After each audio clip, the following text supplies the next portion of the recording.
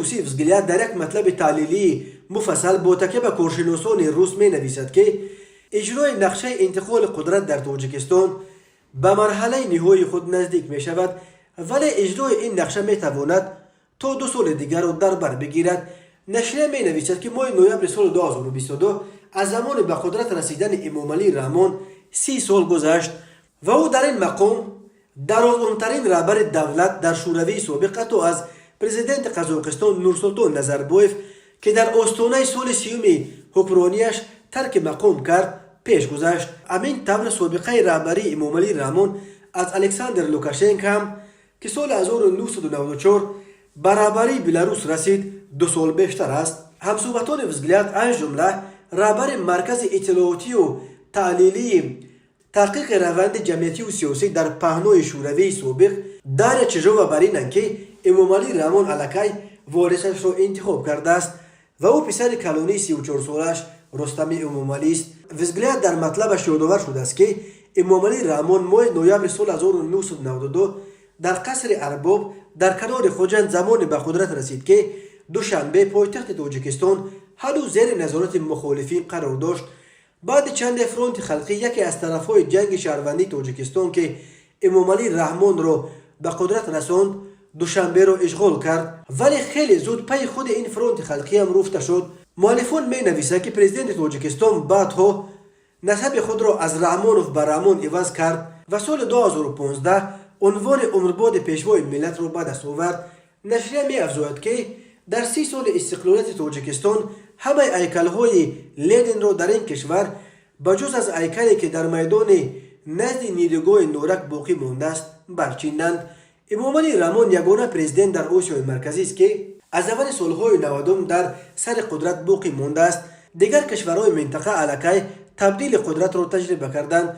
در قزاقستان نظربایف سال 2019 خودش از مقام رفت.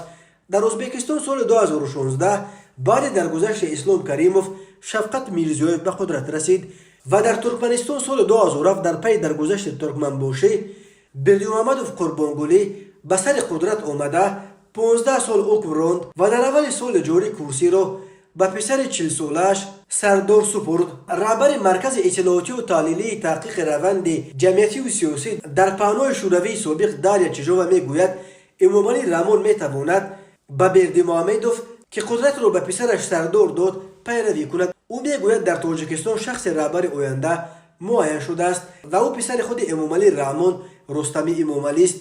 به عقیده این تحلیلگر انتقال قدرت به رستم امامعلی میتواند تا 2 سال نزدیک را در بر بگیرد. چژووا گفته است رستم امامعلی را اینک چند سال باز برای مقام پرزیدنتی آماده کرده ایستادند.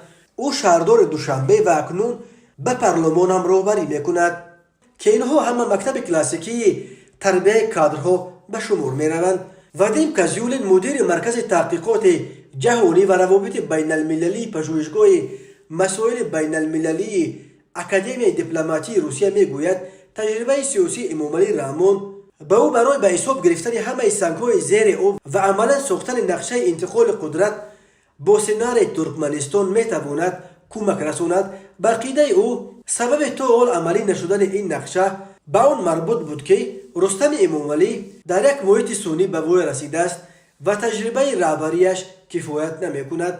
کازیولین می افزاید امامعلی رحمان تمام اپوزیسیون را از صحنه تازه کرد.